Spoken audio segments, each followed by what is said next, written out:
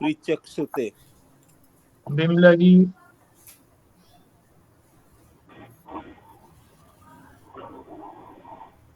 श्रद्धया पर्यातप्तं तपः तत् त्रिविधं नरः अफलाकाङ्क्षिभिर्युक्तः सात्विकं परित्यजते।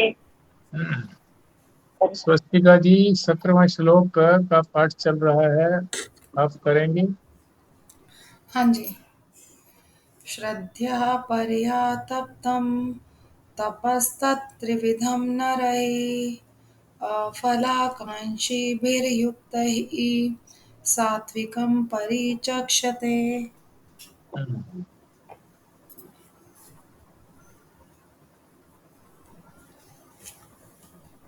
हाँ जी, खुराना जी 17वां श्लोक, नारायण 17वें श्लोक का पाठ चल रहा है, आप पाठ करेंगे क्या?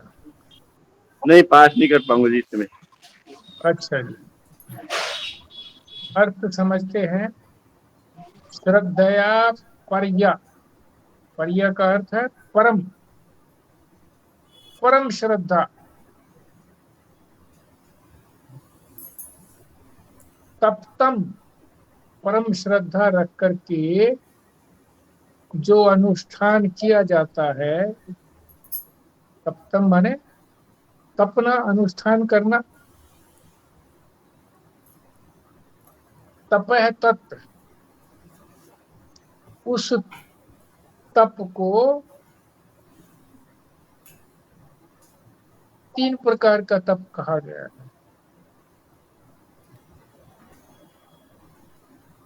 वो 3 प्रकार के कैसे हैं, कौन करते हैं उसको? नर,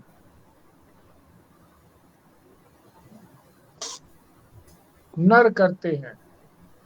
नर अर्थात मनुष्य। और किस प्रकार से करते हैं? अफलाकांक्षी भी, फल की आकांक्षा न रख करके और युक्त है, एकाग्र होकर के। तो ऐसे तप को सात्विकम परिचक्षते, श्रेष्ठ लोग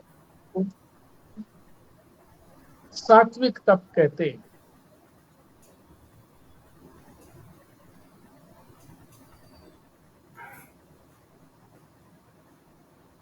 अब विस्तार से समझते हैं। एक बात विशेष है कि जो भी तीनों प्रकार के तप भगवान बताएंगे, ये सात्विक तो बता ही रहे हैं, राजस भी आगे बताएंगे अगले श्लोक में 18वें में, और तामस भी बताएंगे 19वें में। तो श्रद्धा की तो अत्यंत आवश्यकता है, परम श्रद्धा, चाहे वो सात्विक हो, चाहे राजस हो, चाहे तामस हो। श्रद्धा होगी तभी तो कर पाएंगे, श्रद्धा नहीं होगी तो कोई सा भी तप नहीं होगा।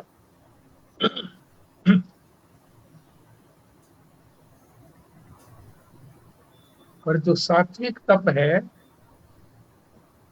उसकी क्या विशेषता है?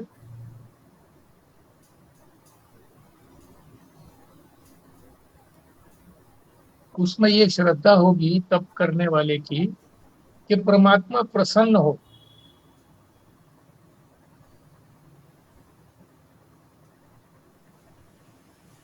यद्यपि रजोगुणी की बात आगे बताएंगे, तमोगुणी की बात आगे बताएंगे, पर तुलनात्मक दृष्टि से समझना अच्छा है। रजोगुणी के अंदर भी श्रद्धा तो रहती है, परंतु वो परमात्मा की प्रसन्नता के लिए नहीं है, फल की प्राप्ति के लिए है। फल चाहे इस लोक का हो, चाहे परलोक का हो।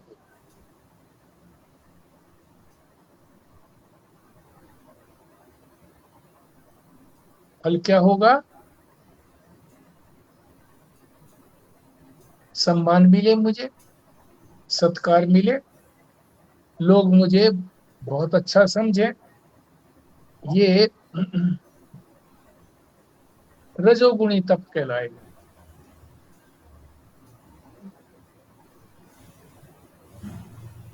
और तामसिक तप किसको कहेंगे?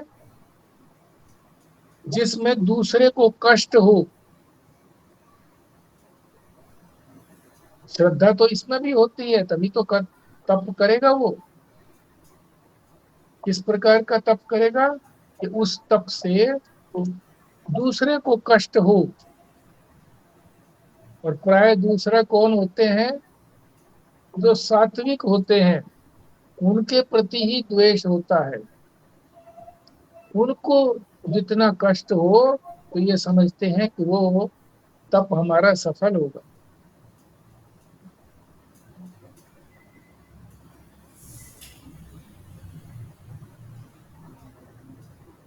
श्रद्धा तो तीनों में होगी, और वो किस प्रकार की? परया, श्रद्धया परया, परम श्रद्धा।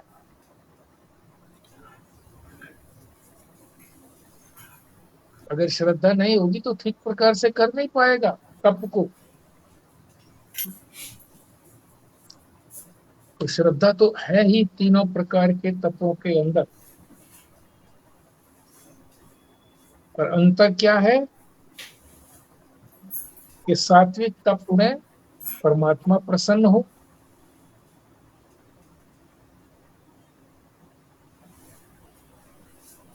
और राजसिक तप में फल मिले मुझे। सात्विक के अंदर तो फल की आकांक्षा नहीं है।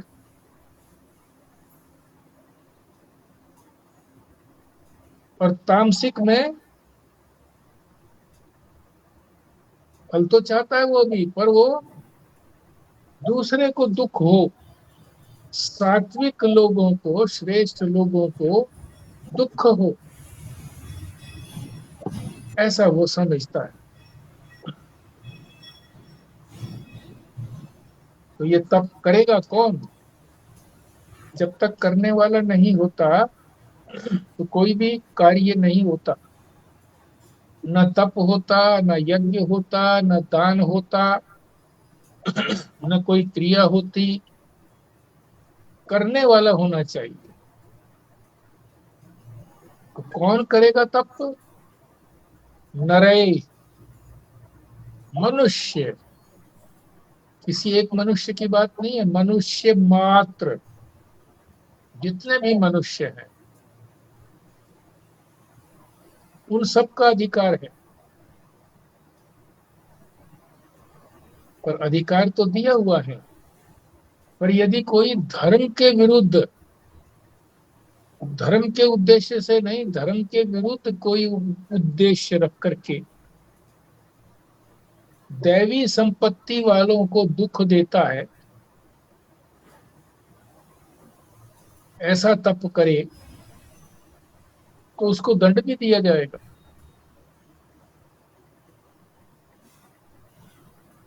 अगर वो तप जो है दुष्ट वृत्ति से किया जाए तो रोकना जरूरी है। संसार में भी, लोक में भी धन कमाने के लिए धर्म, धार्मिक साधन भी है, धर्म के भी साधन है। शास्त्र के अनुसार धर्म कमाइए, जिससे आपको धन मिलेगा तो दान करेंगे, यज्ञ करेंगे।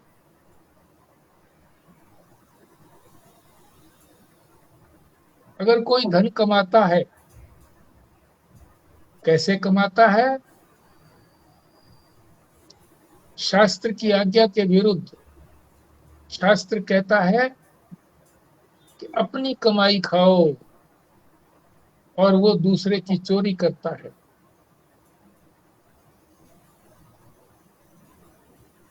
भ्रष्टाचार से धन लेता है। जिस काम को करने का उसका कर्तव्य है, उसके लिए भी अगर वो धन मांगता है तो उससे, जिससे वो धन मांगता है, उसका दिल तो दुख पाता है। कि नियम के विरुद्ध ले रहा है, ऐसे को दंड देना जरूरी है। शास्त्र में विधि और निषेध का विधान किया हुआ है, ऐसे करो ऐसे ना करो। ऐसे करोगे शास्त्र के मुताबिक तो तुम्हें अच्छा फल मिलेगा,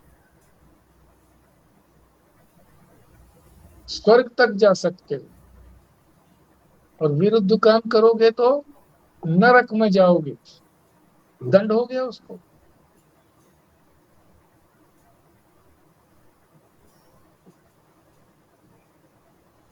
कैरेट एंड स्टिक, शास्त्र भी दोनों तरह की बात करता है, पारितोषिक भी देता है, दंडित भी करता है। और उसका दंड देने का विधान जो है वो उस समय पता नहीं लगता, उसकी सोटी आवाज नहीं करती।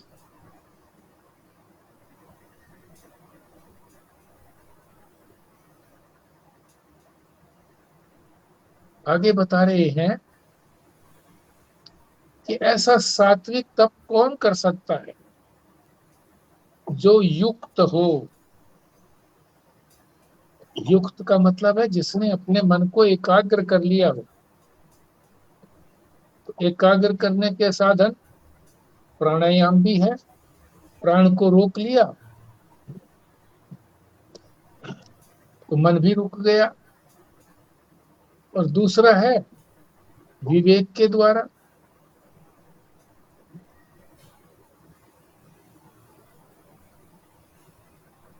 और उसको कहाँ लगाए, परमात्मा के चिंतन में।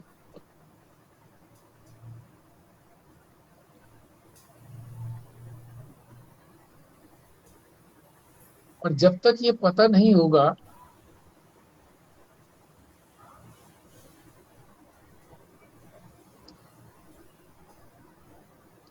कि परमात्मा का स्वरूप कैसा है, तब तक एकाग्र कैसे करेंगे। दोनों तरीके से बताया, दोनों तरीके से क्या, एकाग्र करके, चित्त को एकाग्र करके समझना है परमात्मा के स्वरूप को।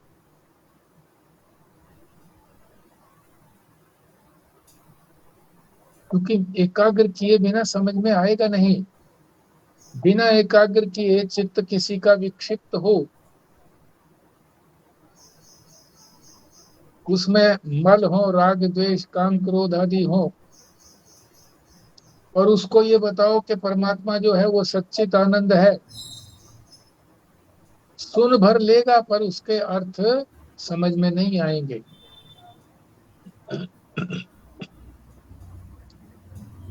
परमात्मा के स्वरूप को समझने के लिए भी एकाग्रता चाहिए, और समझने के बाद फिर उसमें एकाग्र भी करना है परमात्मा के स्वरूप में। क्यों? क्योंकि संसार से तो उसके स्वरूप को तो समझ लिया। एकमात्र परमात्मा ही ऐसा है जो वास्तविक चीज है। सारा संसार तो एक प्रतीति मात्र है, दिखता भर है। कैसे पता लगाइए? क्योंकि कोई चीज आज पैदा हुई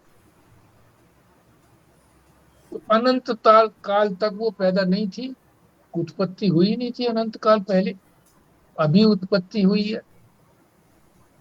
और जब वो नष्ट हो जाएगी तो पता नहीं कितने काल तक वो नष्ट रहेगी।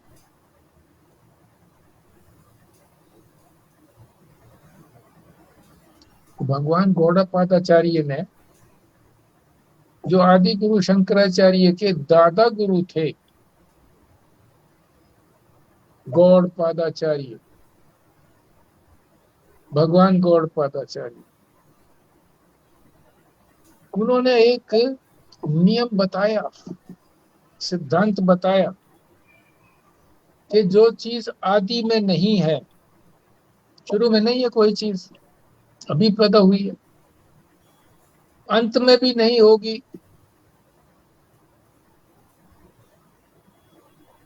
इसको दूसरे शब्दों में भी अन्य स्थान पर कहा गया है, जिसका पराग भाव है और जिसका प्रध्वंसा भाव है। पराग भाव का मतलब है इससे पहले वो था ही नहीं, अभाव था उसका, उत्पत्ति से पहले उसका अभाव था, पराग भाव। और प्रध्वंसा भाव, कि प्रध्वंस हो गया, नष्ट हो गया, तो फिर उसका अभाव हो गया। तो वो वस्तु कैसी है? अत्यंत अभाव है, वो है ही नहीं। उसको यदि सरल शब्दों में समझें, ये शास्त्रीय भाषा थी, कहीं और बताई हुई है,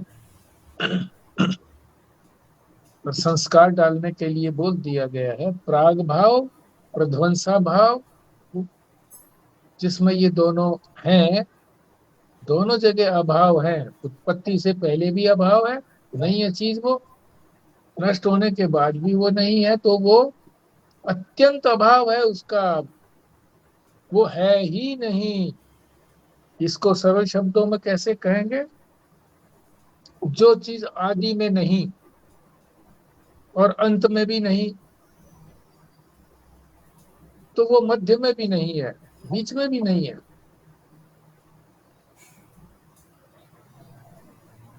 तो बीच में जो प्रतीत हो रही है,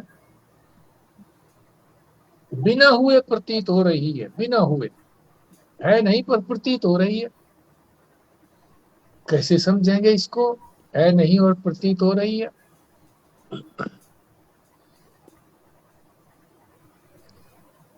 सांप दिखाई दिया, थोड़ा अंधेरे और थोड़े प्रकाश के अंदर,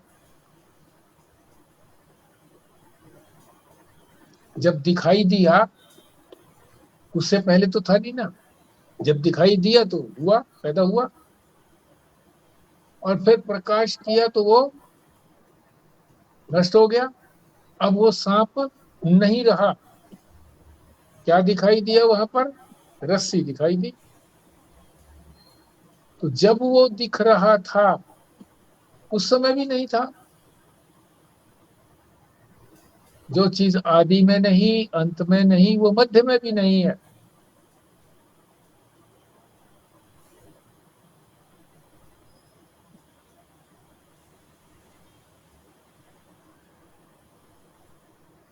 इसका ये मतलब नहीं है कि वो प्रतीत नहीं होती, प्रतीत तो होती है। प्रतीत होना कोई सच्ची बात नहीं होती, कि कोई चीज प्रतीत हो गई तो वो सच्ची ही होगी।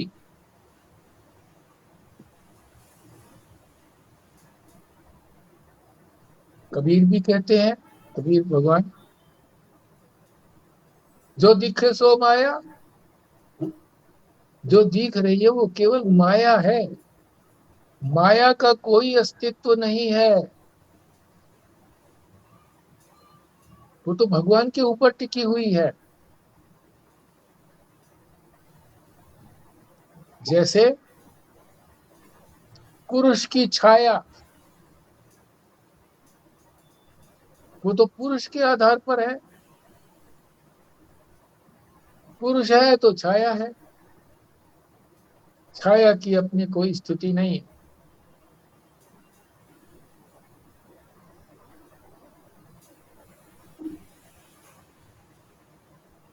बिना हुए प्रतीत हो रही है। प्रतीत होना कोई सत्य का प्रमाण नहीं है। सत्य का प्रमाण तो यह है कि जो हमेशा बनी रहे, त्रिकाला बाधित सत्यत्वम, जिसका तीनों काल में बाध नहीं होता, उसको सत्य कहते हैं।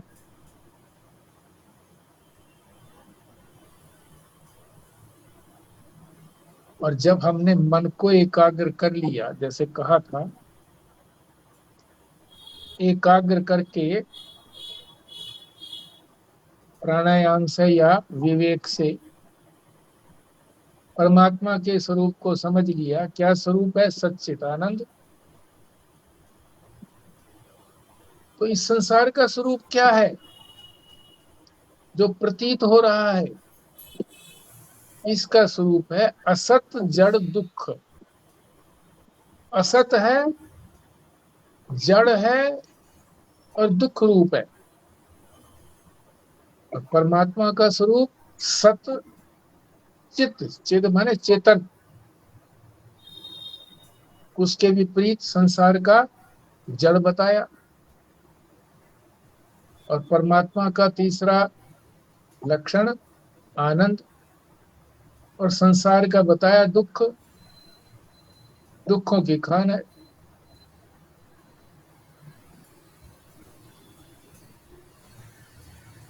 जब इस बात का पता लग गया कि संसार तो असत जड़ दुख रूप है, दुख में काहे को घुसना है, जड़ चीज का क्या लेना है, हम तो चेतन की ओर बढ़ेंगे, सत्य की प्राप्ति करेंगे।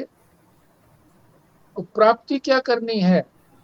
जो सत्य की ओर बढ़ता है, सच्चित आनंद की प्राप्ति के लिए कमर कसता है, क्या उसे कोई नई चीज मिलेगी? नहीं, चीज वही है, परमात्मा ही है, सच्चिदानंद। और अज्ञान से हमने उसको संसार समझ लिया है। जो प्रतीत हो रहा है वो है असत जड़ दुख।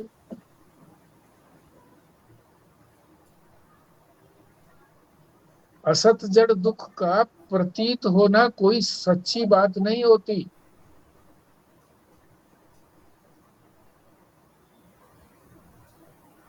जब ज्ञान होगा, किसका ज्ञान होगा? स्वरूप का ज्ञान होगा, या परमात्मा के स्वरूप का ज्ञान होगा, या अपने स्वरूप का ज्ञान होगा, तो अज्ञान हट जाएगा। अज्ञान के कारण जो प्रतीत हो रहा था सारा संसार, ज्ञान से वो संसार रहेगा ही नहीं। तीनों कालों में नहीं था वो, अज्ञान से प्रतीत हो रहा था।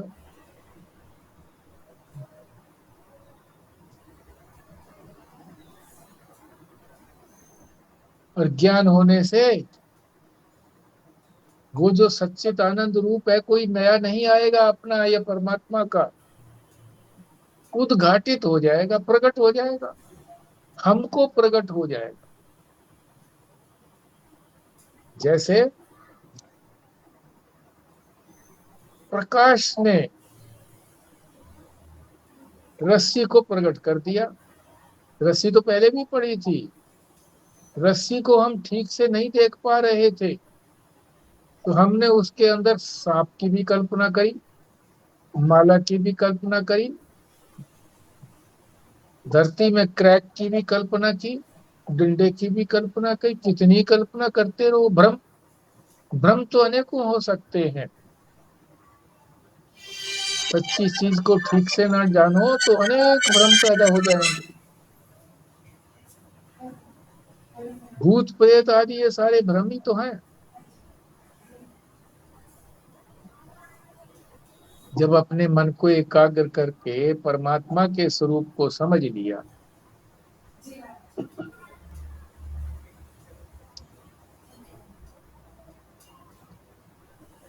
किसको जान लिया? परमात्मा के स्वरूप को।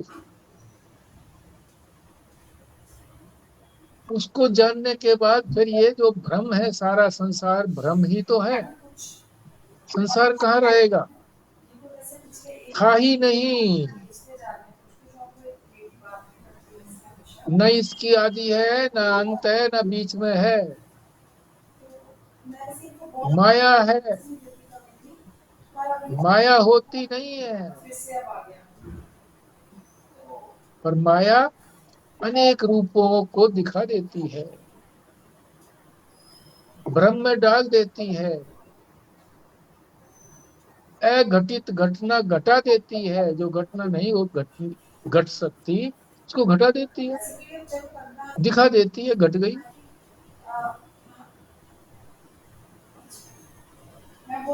जब संसार के स्वरूप को समझ लिया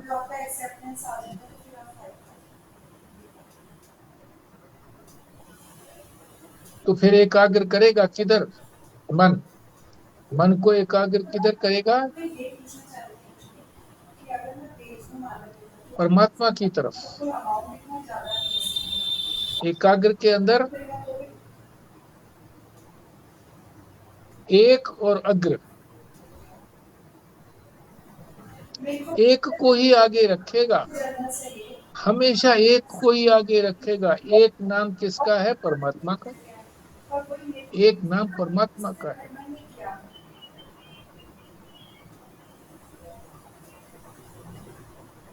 जब उसको जान लिया तो फिर संसार में क्या प्राप्त करने के लिए वो जाएगा? कोई फल की आकांक्षा नहीं रहेगी। अफलाकांक्षी भी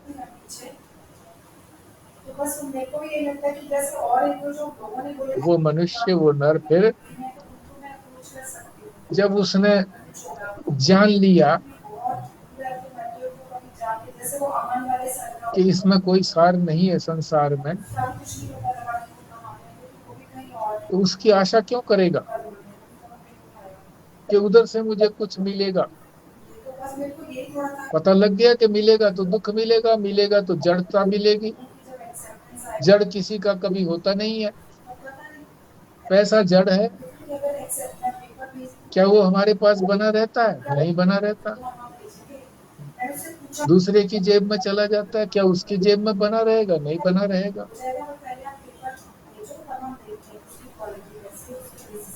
असत चीज होती नहीं है, पर प्रतीत तो होती है। प्रतीत होना कोई सत्य का प्रमाण नहीं है। और किसी अन्य स्थान पर यह भी कहा गया है कि उससे तो अर्थ क्रियाकारित्व सिद्ध होता है। पहले आपको बता चुके हैं, अर्थ क्रियाकारित्व अर्थात व्यवहार तो सिद्ध होता है उससे, अर्थ तो सिद्ध होता है, कार्य तो संपन्न होता है। 500 का नोट सत्य तो नहीं है, कागज का टुकड़ा मात्र है। पीछे देख ही लिया था कि कागज के टुकड़े मात्र रह गए थे, जला करके चाय भी नहीं बन पाती थी।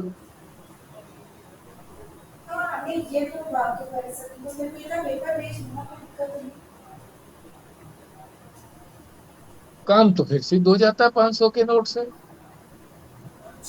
500 के नोट से हम 500 तक की चीज खरीद सकते हैं, काम तो सिद्ध हो गया। अर्थ क्रियाकारित्व सिद्ध हो गया, व्यवहार तो चल गया। और व्यवहार कोई सच्ची चीज नहीं है। हम जैसे व्यवहार को सच्चा मानते हैं, हमने ये भी व्यवहार किया, हमने ये भी व्यवहार किया, हमने अपने बीवी बच्चों का सबका पालन पोषण किया, ये सारा व्यवहार है।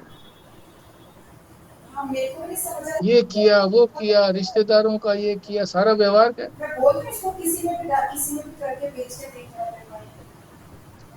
व्यवहार तात्कालिक होता है बस, सत्य नहीं।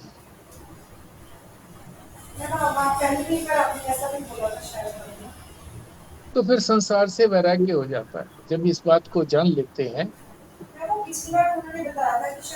कि संसार जो है असत जड़ दुख रूप है, इससे वैराग्य हो गया। क्यों इधर हम घुसेंगे?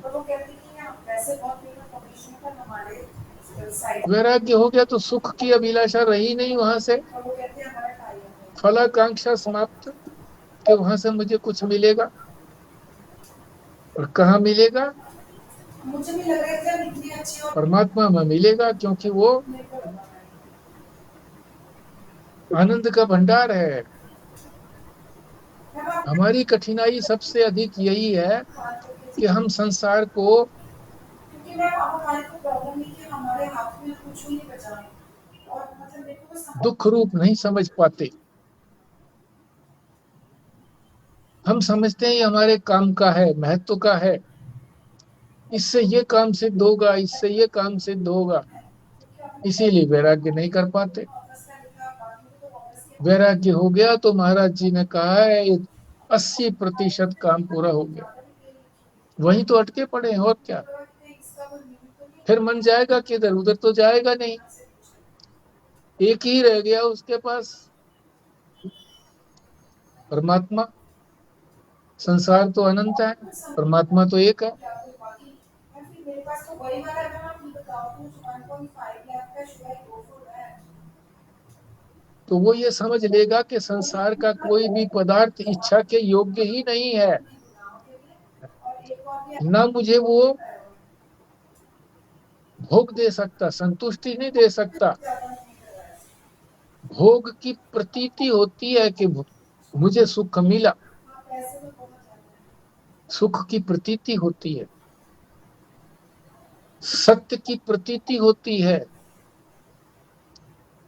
मैं फिर क्या कर चेतन की प्रतीति होती है। चेतन होता नहीं है, कोई बात नहीं मतलब सत होता नहीं है, ट्रॉमा जो चल रहा है at least that should come to an end आनंद होता नहीं है।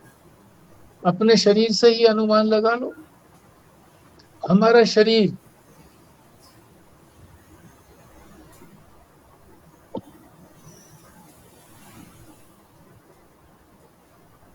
मैं से, आत्मा से अलग है।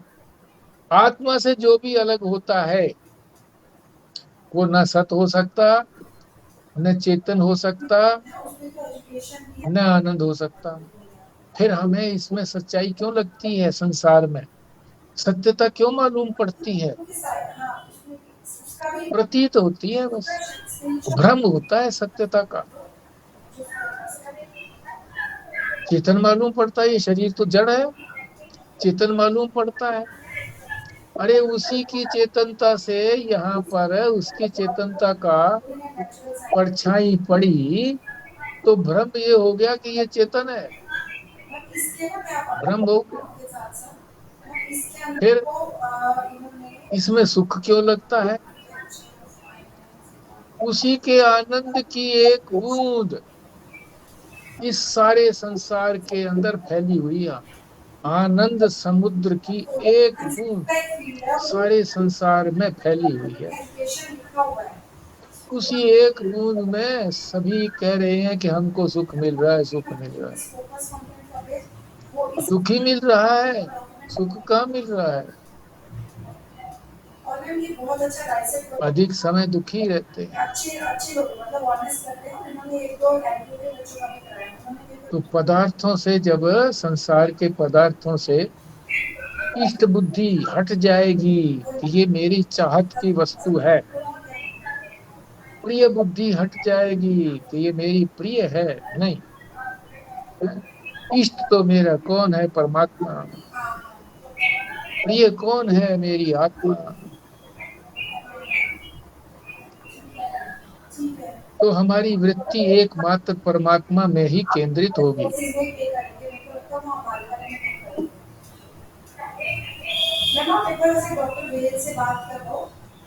और जब उसकी ही अभिलाषा होगी एकमात्र परमात्मा की, एकमात्र परमात्मा की अभिलाषा होगी, तो मन एकाग्र हो जाएगा वहां पर।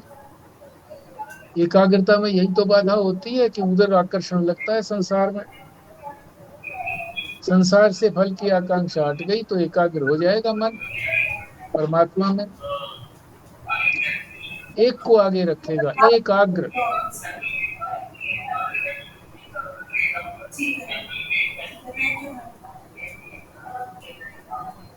तो जिसकी एकाग्रता हो जाती है परमात्मा में, फल की आकांक्षा हट जाती है। ऐसे लोग जो तप करते हैं उसके लिए श्रेष्ठ लोग कहते हैं कि वो सात्विक तप है। तो भगवान ने क्या विशेषण बताए कि श्रद्धा तो होना आवश्यक है। वो तो तीनों प्रकार के तप में होगी श्रद्धा, सात्विक में भी, राजस में भी, तामस में भी। उसके अतिरिक्त वैराग्य, वैराग्य होगा तो फिर फल की आकांक्षा नहीं रहेगी, जो श्लोक में कहा गया है। और फिर किसको जानना चाहेंगे? एकमात्र सच्चिदानंद ब्रह्म को जानना चाहेंगे। वही प्राप्त करने के योग्य है। ये भी समझ में आ जाएगा कि प्राप्त करने के योग्य वही है, प्राप्तव्य। प्राप्तव्य का मतलब प्राप्त करने के योग्य। ये जब बार बार हमारे मन में कौंधेगा कि प्राप्त करने के लिए तो वही सच्चिदानंद ब्रह्म है एकमात्र, और संसार से हो जाएगा वैराग्य, तो फल की आशा वहां से नहीं रहेगी। भगवान तो है ही फल रूप। जो हमारी चाहत की वस्तु है वो सारी परमात्मा ही तो है। परमात्मा में ही सारी चीजें मिलती हैं।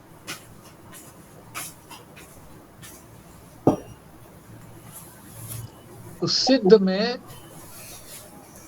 तो ये सात्विकता स्वाभाविक होती है कि उसके अंदर फल प्राप्त करने की कोई आकांक्षा नहीं होती।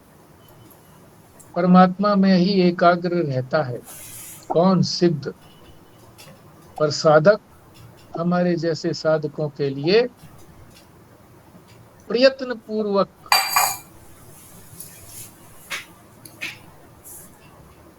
समझें कि संसार जो है ये प्रतीति मात्र है, मेरे प्राप्त करने के योग्य नहीं है। ऐसा जब सोच लेंगे तो फिर मन एकाग्र होगा। एकाग्र होकर के परमात्मा के स्वरूप को जानेंगे। बिना जाने हुए हम एकाग्र किसमें करेंगे? तो स्वरूप को जानेंगे। जब स्वरूप को जान लिया तो फिर उधर ही मन एकाग्र रहेगा, क्योंकि वही तो मेरा प्राप्तव्य है। इस प्रकार का जो विशेषण बताए हैं इस श्लोक के अंदर भगवान ने, इन विशेषणों के साथ जो तप किया जाता है उसको सात्विक तप कहते हैं।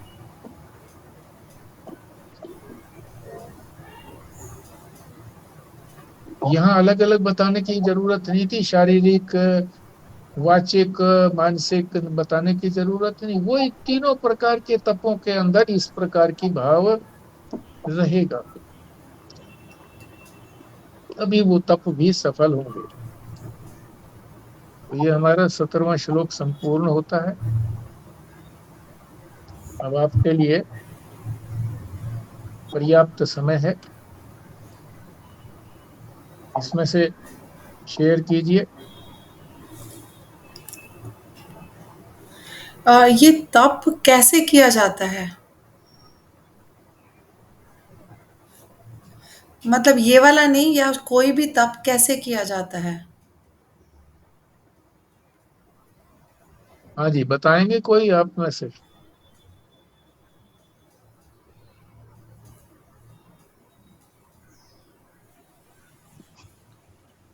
विपरीत परिस्थितियों को सहना ही तप है।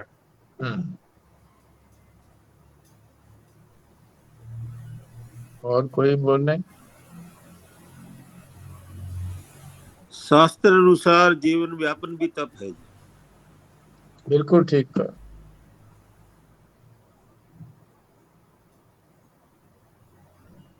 क्योंकि शास्त्र के अनुसार चलने में मन की नहीं चलती है। मन क्यों बंधन में आना चाहेगा शास्त्र के बंधन में? वो तो गांव में जैसे कहते हैं हर्या गाय, हर्या गाय उसको कहते हैं जो उसका खोला, बंधन खोला और भाग करके खेतों में चली गई, खाने लगी, कभी किसी के खेत में, कभी और किसी के काबू में नहीं आती। जब उसका पेट भर जाता है तो फिर वो निश्चिंत होकर के आती है। तो हर्या गाय है हमारा मन। मन तो बंधन में आना नहीं चाहता, पर जो लोक का शास्त्र है, यानी संसार में क्या करते हैं किसान या पशुपालन करने वाले, गले में रस्सी बांध करके और उसके नीचे एक डंडा लटका देते हैं, पाया चारपाई का, उसमें सुराख तो होते ही हैं। उन सुराखों के अंदर रस्सी डाली और गले में डाल दिया। अब वो जब भागती है तो उसके पैरों में, घुटनों के ऊपर वो लगता है, टक टक टक, भाग नहीं पाती, आराम आराम से चलना पड़ता है, फिर उसको नियंत्रित किया जा सकता है। तो लोक में ऐसे करते हैं। इसी तरह से शास्त्र का भी बंधन है, शास्त्र के अनुसार चलेंगे तो। वैसे तप का एक परिभाषा याद रखें, भोग का त्याग ही तप है। हमारा मन भोग का आदी है, हर चीज को भोगना चाहता है, और भोग के लिए इसीलिए वो कर्म भी करता है। भोग बुद्धि है हमारी, और भोग को प्राप्त करने के लिए कर्म करता है। कर्तृत्व और भोक्तृत्व, यही तो हमारा बंधन है, परमात्मा को प्राप्त करने में बाधक है। तो भोग का त्याग, और जो शास्त्र है वो भोग का जो भी बताता है वो विधि, उसमें मन की नहीं चलती है। भोग का त्याग करना पड़ता है। ठीक है जी।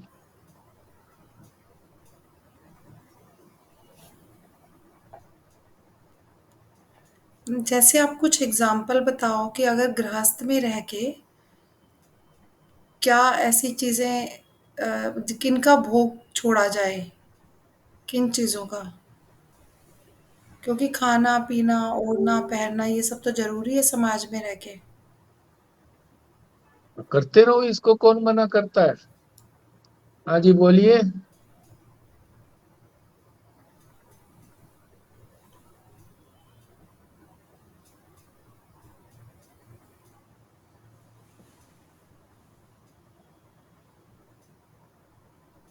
खाने की बात आ गई, सात्विक भोजन करो, सत्वगुणी, तो बताया ही है शास्त्र के अंदर।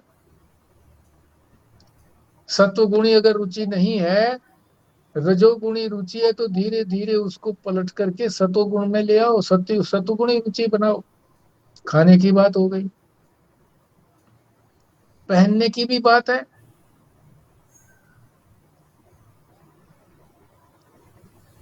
सात्विक व्यक्ति जो है, जो कुछ प्रारब्ध दे देता है उसी में संतुष्टि करता है। 20, 50, 100 साड़ियों की क्या जरूरत है। स्वच्छ होनी चाहिए, फटी हुई भी नहीं होनी चाहिए। पहनने की भी बात आ गई। कोई भी क्रिया ले लो, शास्त्र को दृष्टि में रखो, सत्वगुणी कैसे बन सकते हैं इस बात को दृष्टि में रखो।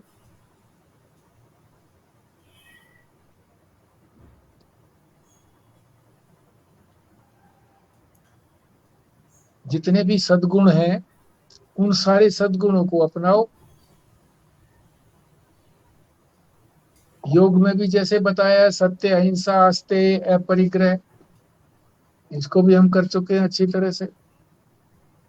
5 यम बताए, सत्य, अहिंसा, आस्ते, चोरी नहीं करना, अपरिग्रह, ज्यादा संग्रह नहीं करना, आवश्यकता अनुसार संग्रह करो।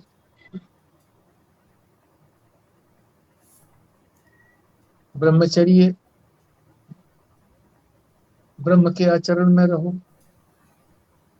और भी जो है मानित्वम है, दम्भित्वम आदि, ये सारे उपाय ही तो हैं, साधन ही तो हैं।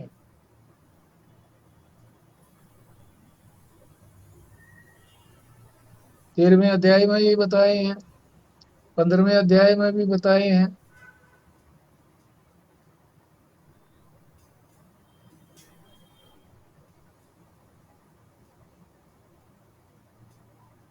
अपने कर्तव्य का पूरी तरह से, पूरे मन से, ईमानदारी से वहन करें। जहां तक हो सके दूसरों की सहायता भी करें, तन से भी, धन से भी, मन से भी। ये व्यवहार और कर्तव्य में क्या अंतर है?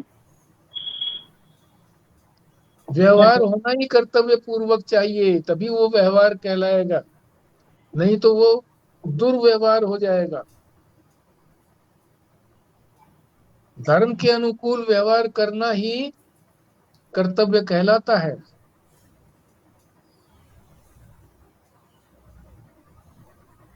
चोरी डकैती और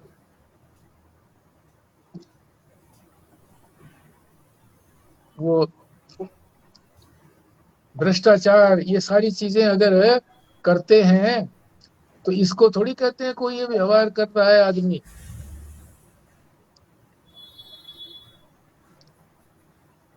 सदाचरण जो करता है उसी, वही तो व्यवहार कहलाता है। धर्म के अनुसार करें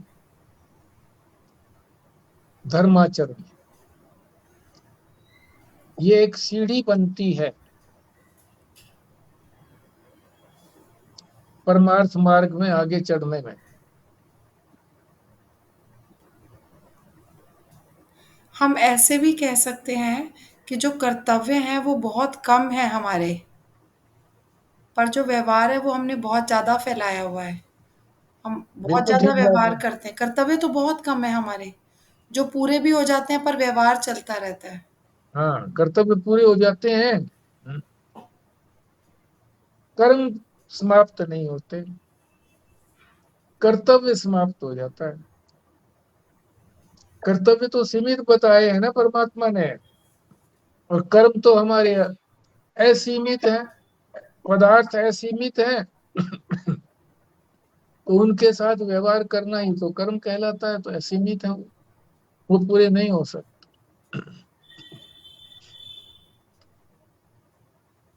हाँ जी, अब वो दैन नंदिनी जो है उसका भी वाक्य सुन लेते हैं। आज की दैन नंदिनी क्या कह रही है, बोलिए।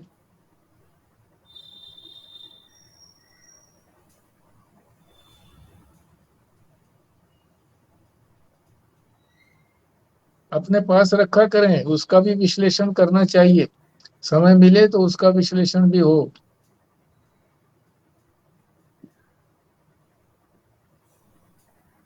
और संजीव शर्मा ने तो दूर रखी हुई होगी, पढ़ी हो तो पता नहीं भाई, ऐसी नियम तो। ऐसी बात तो नहीं है जी। हाँ आज का जो आज का जो पेज का तो मेन काम था हाँ। कि हमारी जो जीवनचर्या का प्रेरक कौन होता है। हम्म मुझे लगता है कि जब आप चोरी और बेईमानी के अग्रसर होते हैं तब लोग आपके भीतर बैठकर आपका संचालन करता है। हम्म जिस समय मारकाट हिंसा में प्रवृत्त होते हैं तो क्रोध आपका संचालन करता है जीवन का, हम्म और अनाचार व्यभिचार की ओर प्रवृत्त होते हैं तो काम आपके जीवन का संचालन करता है। हम्म इसमें ये कहते हैं कि धर्म का जो संस्कार है वह गलत काम करने से चित्त को कचोटता है। हम्म तो असल में जो धर्म की उपाधि से जो परमेश्वर हमारे हृदय में बैठा हुआ है वो हमको चोरी से, बेईमानी से रोकता है, व्यभिचार अनाचार से रोकता है, हिंसा वैमनस्य से रोकता है। हम्म यदि हमारे हृदय में धर्म बैठा हुआ है तो उसको उपाधि के रूप में स्वीकार करके ईश्वर आपको यह कहेगा कि यह बुरा काम है, यह तुम मत करो। हम्म ये शीर्षक था इसका कि यह बुरा काम है, यह तुम मत हम्म करो। हम्म उसका मतलब यह था कि चित्त में जो धर्म का संस्कार है वो हमें रोकता है बुरा काम करने से। हम्म हाँ, हमारे जैसे संस्कार हैं वो उसी तरह के संस्कारों को परमात्मा प्रेरित है तो प्रेरक परमात्मा ही, पर वो प्रेरणा किस तरह से देता है, हमारे संस्कारों के अनुसार देता है प्रेरणा।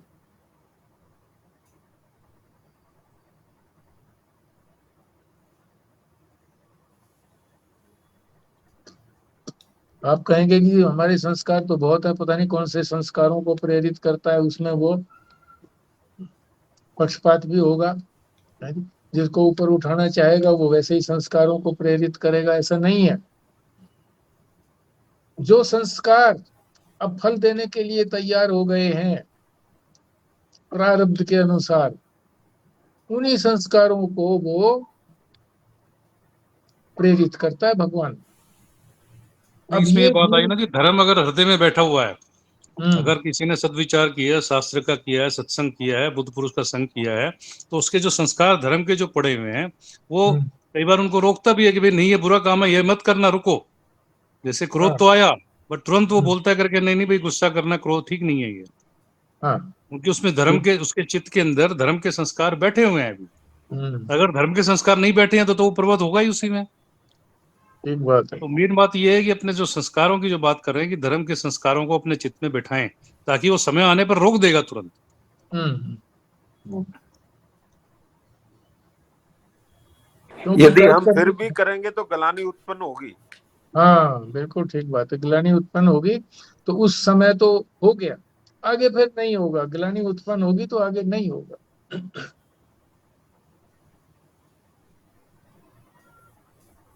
पर लोग ग्लानि का भी अभ्यास कर लेते हैं। एक कहीं मैं पढ़ रहा था जी कि भगवान जो है बड़ा दयालु है, जिस पे दयाल करता है तो उसके प्रारब्ध को भी आगे ले जाके उसको अच्छा जन्म दे देता है। कुछ ऐसा है, पता नहीं कहाँ पढ़ रहा था मैं, मुझे संदर्भ तो याद नहीं है वो, कि वो बड़ा दयालु है। देखो भक्ति संप्रदाय में दया की बात जो है ना, वो सर्वोपरि कही जाती है कि परमात्मा भक्त के ऊपर ही दया करता है। दया तो उनकी सबके ऊपर है, और दया का जो स्वरूप है, भक्त समझता है कि अगर मेरा कोई अकल्याण की भी बात हो गई तो भी वो ये समझता है कि परमात्मा की कृपा है। भक्त तो अनूठा होता है ना जी। ये जो मनुष्य शरीर मिला जी, तो करुणा से ही तो दी है जी, ये भी कोई अपने कर्मों का फल नहीं था कि मिल पाती। कबो कहीं करुणा नर दे ही, सबसे बड़ी करुणा तो यहाँ कर ही दी है जी।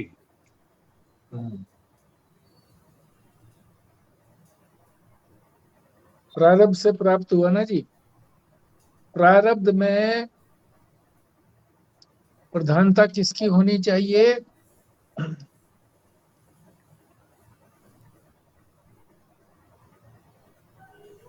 मैंने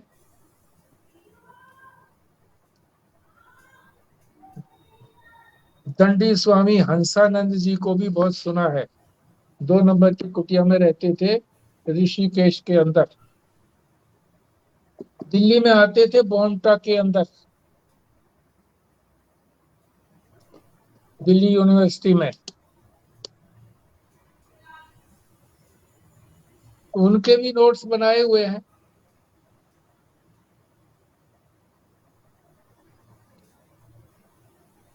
तो उन्होंने अनेक तरह की बातें कही हैं, बड़े सरल ढंग से कही हैं। प्रारब्ध और पुरुषार्थ, भोगों में प्रारब्ध की प्रधानता है। भोगना हो ना किसी चीज को, प्रारब्ध जो है वो तो भोग के लिए ही बना है। वो तो भोग देगा, और कौन सा भोग देगा, सुख का या दुख का, दोनों तरह के भोग देगा। भोगों के अंदर प्रारब्ध की प्रधानता है और पुरुषार्थ की गौणता। भोगना ही पड़ेगा, वो पुरुषार्थ उसके लिए काम नहीं देगा, गौण है। और भगवान को पाने में पुरुषार्थ की प्रधानता है, प्रारब्ध की गौणता है। प्रारब्ध जो है वो सेकेंडरी है, प्राइमरी क्या है? पुरुषार्थ। आदि गुरु शंकराचार्य भी कहते हैं कि ऐसा कभी न देखा गया न सुना गया कि सोते हुए सिंह के शेर में कोई हिरन को ठूस दे।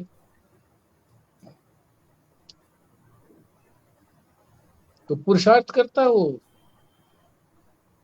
अपने आप उसके मुंह में, जगने के बाद भी अपने आप कोई हिरन उसके मुंह में नहीं आता, उसके निकट नहीं आता, सब भागते हैं। तो पुरुषार्थ में यानी भगवान को पाने के लिए पुरुषार्थ करें। और भोग जो है, प्रारब्ध के अंदर भोग है, उसमें पुरुषार्थ जो है गौण है। और थोड़ा बहुत प्रयत्न किया जा सकता है। ये प्रारब्ध के भोग तो भोगने ही पड़ते होंगे जी, किनको भी अवॉइड किया जा सकता है। इसीलिए तो कहा है ना जी, ये प्रधानता है, प्रारब्ध के भोग में प्रधानता है, भोगना ही पड़ेगा। नहीं, पुरुषार्थ से इनको पीछे नहीं लाया जा सकता। देखो पुरुषार्थी जो है ना, वो तो ये कहते हैं, जो पुरुषार्थ को ही मानते हैं, प्रारब्ध को नहीं मानते, वो कहते हैं कि जो प्रारब्ध बना है वो भी तो पिछले जन्मों के कर्मों से ही बना है।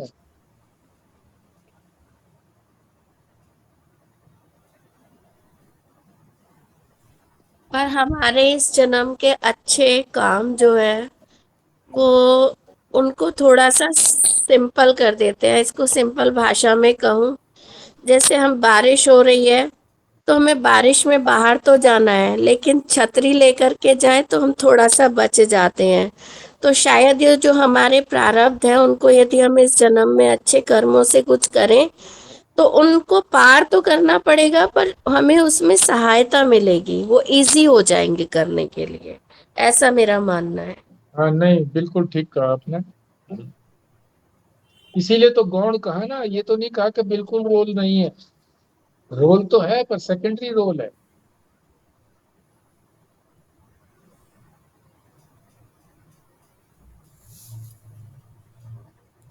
ये आपने कांटों पर चलना। बहुत अच्छी हाँ जी। बात बताई आपने। हाँ। ईश्वर को प्राप्त करने के लिए पुरुषार्थ की जरूरत है, पुरुषार्थ की प्रधानता है। और बाकी प्रारब्ध से सुख दुख तो मिलने ही मिलने हैं, उसमें पुरुषार्थ का ज्यादा रोल नहीं है। वो तो फिर प्रारब्ध के अनुसार सुख दुख भोगने ही पड़ेंगे, उनको ठीक। ज्यादा अनडन नहीं किया जा सकता, वो हम्म। करने ही पड़ेंगे हमें। वो तो फिर अगर हमें थोड़ा सा ज्ञान अब अगर हमें प्राप्त हो जाए तो फिर हम वो सुख दुख की महत्ता खत्म हो जाएगी पुरुषार्थ करके। हाँ हाँ। कि सुख और दुख वो वैसे लगेंगे नहीं कि वो सुख और दुख की तरह से, पर वो आएंगे तो हैं ही शरीर के लिए। ठीक बात है। तो हम जो है ना, नित्य प्रति कोई समय हमें मिलेगा ना, तो वो दंडी स्वामी अंगूठी बंद करके ही रहते थे, दंडी स्वामी हंसानंद जी, उनका 1 मास का प्रवचन, उसके संक्षिप्त नोट, उसको भी एक को करेंगे। और एक जो है वो स्वामी गोविंदानंद जी ने जो दी है इनको, क्या नाम है जी उसका, रस आनंद रस आनंद रस रत्नाकर है जी, रत्नाकर। आनंद रस रत्नाकर। है जी, आनंद रस रत्नाकर पुस्तक का हाँ, नाम है, ग्रंथ का। आनंद रस रत्नाकर। हाँ तो जी। एक दैनंदिनी उनकी उस पर चर्चा, और एक जो है वो 1 दिन का जो स्वामी दंडी स्वामी हंसानंद जी महाराज प्रवचन देते थे जी, पूर्णाहुति के लिए। हाँ जी, खुराना जी करिए फिर पूर्णाहुति। जी। हम्म। ओम पूर्णमदः पूर्णमिदं पूर्णात् पूर्णमुदच्यते पूर्णस्य पूर्णमादाय पूर्णमेवावशिष्यते। ओम शांति शांति शांति। नारायण नारायण। नारायण जी, नारायण जी, नारायण।